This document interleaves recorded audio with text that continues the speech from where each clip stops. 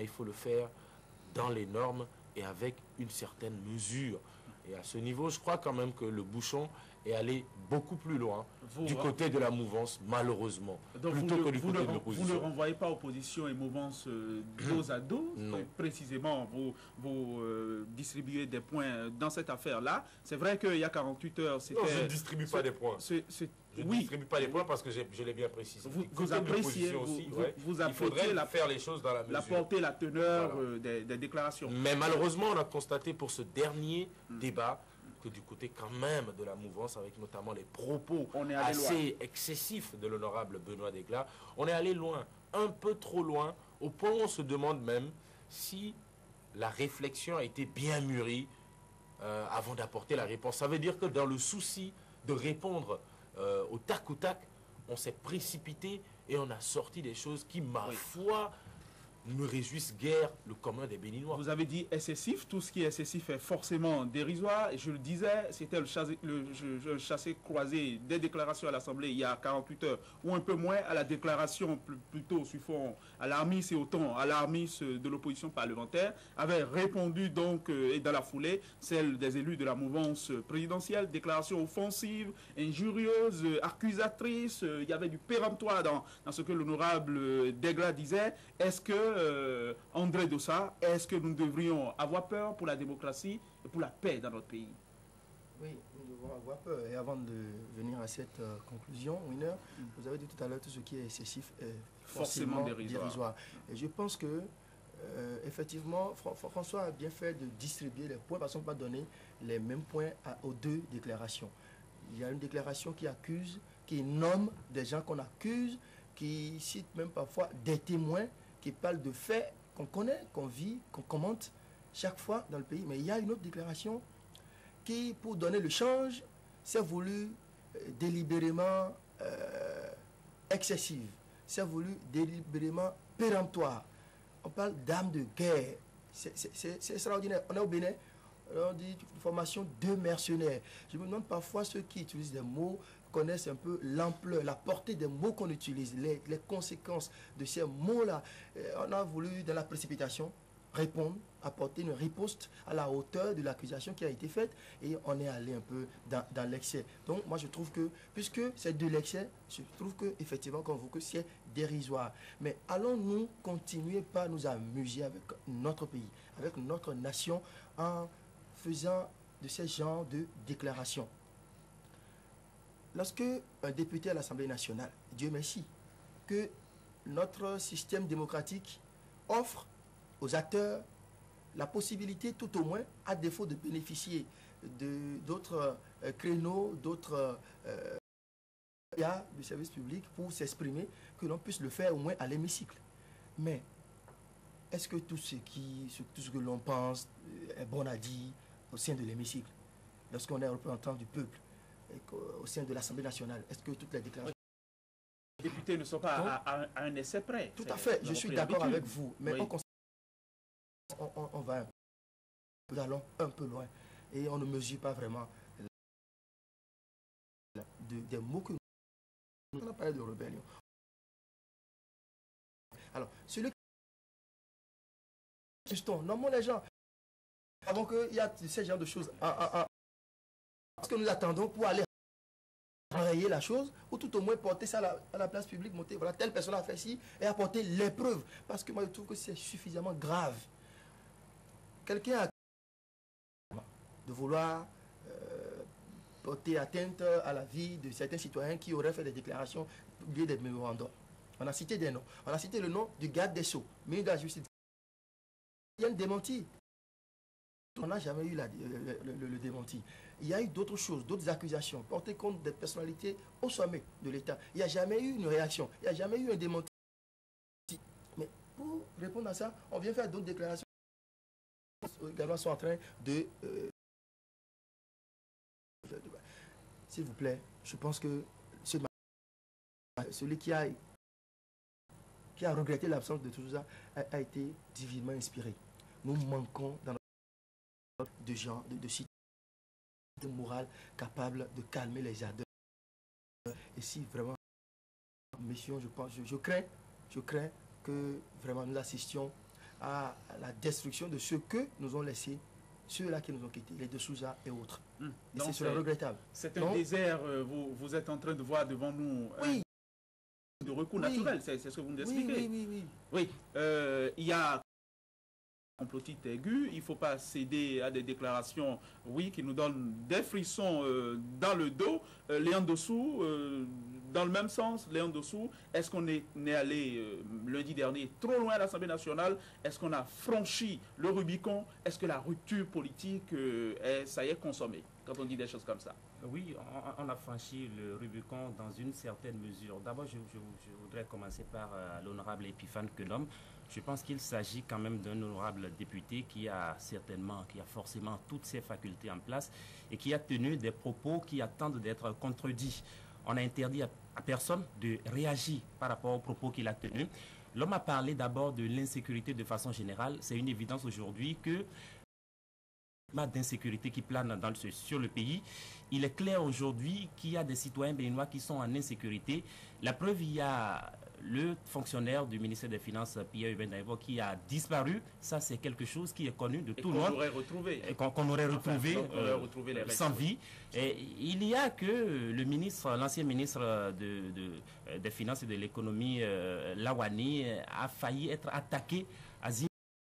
Le ministre Grégoire, les ministres Zizunokwe et Lawani pour leur dire que leur sécurité est menacée. Ça veut dire qu'il y a un climat d'insécurité qui plane sur le pays. Ça, personne ne peut contester. De sa propre sécurité, il a dit non, il a parlé du chef de l'État lui-même qui l'aurait menacé, des propos qui rentrent dans la même logique de ceux tenus par Rosine Vieira Soglo, des choses qui ont été dites et qui attendent d'être contredites. Je pense que c'est de cela qu'il s'agit.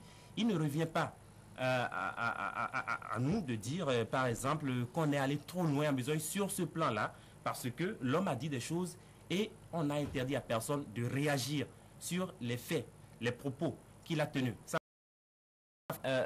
à travers sa déclaration, que non, moi je vois beaucoup plus une invite à la retenue.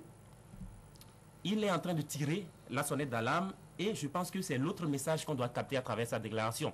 Maintenant, la réplique de l'honorable Benoît Degla, je pense... député de la mouvance. Hein, oui, la réplique de celui qui était donc le porte-parole circonstanciel de la mouvance lundi dernier à l'Assemblée nationale. Je pense qu'il est allé, lui, malheureusement, François l'a dit, un peu trop loin. Il est allé trop loin parce que lorsqu'on parle de mercenaires, lorsqu'on parle d'armes de guerre, qu'on serait en train d'acheter de l'extérieur, je pense que ce n'est pas de cela qu'il s'agit. On a mal conçu, on a mal réfléchi la réplique et à la fin on nous a présenté un condensé plutôt hétérogène qui est très mal à consommer. Je pense qu'il revenait plutôt à l'honorable Degla, peut-être à la mouvance présidentielle, de prendre de la retenue, de garder d'abord son sang-froid et de mieux penser la réplique. Parce que ce qu'on nous a servi là, je pense que c'était inopportun, c'était pas bien réfléchi. Mais une chose est sûre, nous sommes dans un pays qui a toujours étonné. Le Bénin a toujours étonné. D'aucuns estiment qu'on est en train de préparer le peuple à accueillir la violence. Je pense que nous allons encore étonner en 2011 parce qu'il faut que chaque Béninois sache que 2011 n'est pas une fin en soi. Après 2011, la vie va continuer dans le pays. Oui. Donc il faut par rapport à cela savoir garder est-ce qu'on ne peut pas imaginer que par rapport à la teneur même de la déclaration de l'honorable Epiphane Kenom au nom des 5 groupes parlementaires de l'opposition politique, de l'opposition parlementaire, est-ce qu'on ne pourrait pas espérer une réaction quand même du camp présidentiel? Est-ce que cela ne s'imposait pas d'emblée? Oui, une réaction s'imposait, mais le tout ne suffit pas de réagir. Il y a le contenu de la réaction. Lorsque vous faites une réaction et que cette réaction n'est pas à la mesure de l'attaque, lorsque vous dites des choses qui vont encore contre vous, je pense que là, le silence aurait été... On nous a parlé d'atteinte contre la sûreté de l'État, de choses extrêmement graves. Et je l'ai dit, la justice devrait écouter certains parce qu'ils en savent beaucoup, apparemment. Et Sulpice Oscar Baguidi, il y a une question qui revient. On en parlait déjà hier. Pourquoi joue-t-on à nous faire peur? Est-ce que des gens ont intérêt que les Béninois prennent peur? Oui, d'abord une curiosité dans ce qui s'est passé le lundi. Pourquoi la mouvance a-t-elle attendu la déclaration de l'opposition pour nous annoncer qu'il y a contact pris avec les rébellions armées dans certains pays, de la sous-région. Pourquoi a-t-on entendu la déclaration lue par Epiphane Kounom pour nous parler de formation de mercenaires, de recrutement de mercenaires? Pourquoi a-t-on attendu la déclaration lue par Epiphane Kounom pour nous parler d'un plan d'assassinat du premier magistrat, donc du président Boni-Yayi? C'est juste pour dire d'abord. C'est la version présidentielle peut-être du tac au tac. Du tac au tac, et puis ça a été rédigé un peu à la va-vite. Et parce qu'on était pressé de rédiger quelque chose pour rapidement réagir, on est passé, disons, dans l'excès à ce niveau-là. Et le peuple béninois attend toujours une réponse à la déclaration de Rosine Soglo, parce qu'il n'y aura plus de plus grave que ça. On a désormais un chef d'État qui est prêt à bousiller tout le monde au moment opportun. Donc, à partir de ce moment, on attend toujours cette réaction. Et avec Epiphane Kounom, on a encore autre déclaration. Et on attend la réponse, c'est-à-dire à savoir que le chef de l'État aurait appelé Epiphane Kounom et lui dit qu'il va se venger d'Epiphane Kounom. Donc, il y a deux choses. On est dans l'accumulation. Oui, dans l'accumulation, mon cher Winner, parce qu'il y a deux choses qui attendent. On attend forcément. Et ça, à mon avis, est plus important que la déclaration apocalyptique lue par l'honorable Benoît Degla. Maintenant, il y a une autre curiosité. Je ne sais pas si le réalisateur peut nous montrer cela. Au moment où Benoît Degla lisait son discours, il faut voir le visage de Nago. Il y avait un décalage. Oui, ça faisait quelque chose de grave qui faisait sourire. Ça amuse le président. Ça a vraiment attiré mon attention. Donc je pense il faut bien suivre ça. Justement, le caractère dérisoire de la chose. C'est-à-dire on a aligné des mots graves dans un discours juste pour essayer quand même un peu de chers amis, distraire peut-être une fois encore l'opinion publique. N'ayons pas peur, marchons dans l'espérance, parce que précisément certains ont intérêt que nous ayons peur. Mais pour relancer ce débat, vous voulez compléter? Oui, certains ont intérêt qu'on ait peur, mais eux-mêmes ils n'ont pas peur. Autrement dit, il s'agit d'une diversion, mais une grave diversion à ce niveau. Parce que ces images-là, j'insiste là-dessus, sont très importantes. Le président de l'Assemblée qui sourit au moment des choses graves de son temps, rébellion, de mercenaires, de guerre, donc tout ça me paraît à éclairer. Donc on attend toujours la réponse surréaliste, on attend toujours la réponse à l'accusation, grave accusation. Est-ce que ça veut dire dans une certaine mesure qu'il ne prenait pas forcément au sérieux ce que disait son collègue?